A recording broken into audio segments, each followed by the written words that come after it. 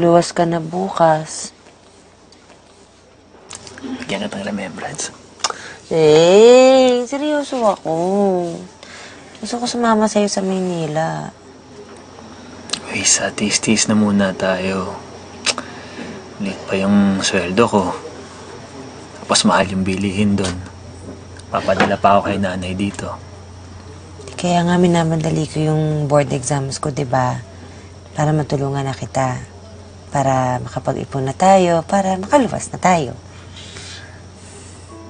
Siyempre, para makapagpakasal na tayo. Yun ang gusto mo, di ba?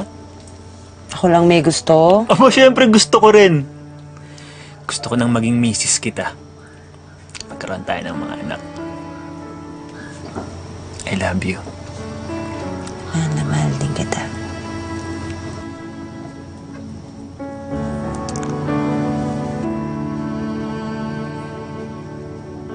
Sige na, pautangin mo na. Ay, grabe! Pautang lang! Sige na nga. Wow! Yabang! Kumabit lang sa siman! Yabang mo na! Woo! Kala yabang!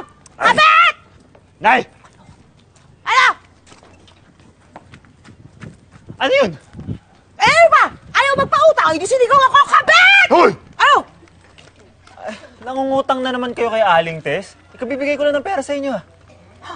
Akala mo ba, minamagic ko yung pera? Siyempre, nagbayad akong kuryente, no? Oy, pengi pandagdag para mamaya meron kaming ulam.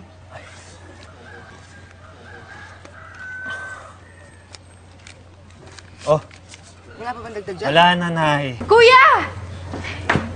Kuya, ikaw ah! Akala mo matatakasunan naman ako, no? Kuya, di ba, sabi mo sa akin, bibili mo akong cellphone?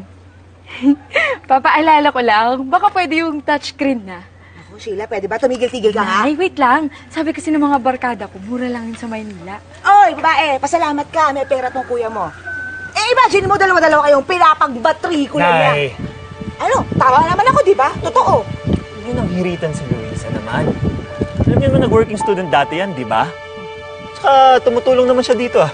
Oo, tumutulong, di ba? Parang barya lang yung binibigay niya buwan-buwan, di ba?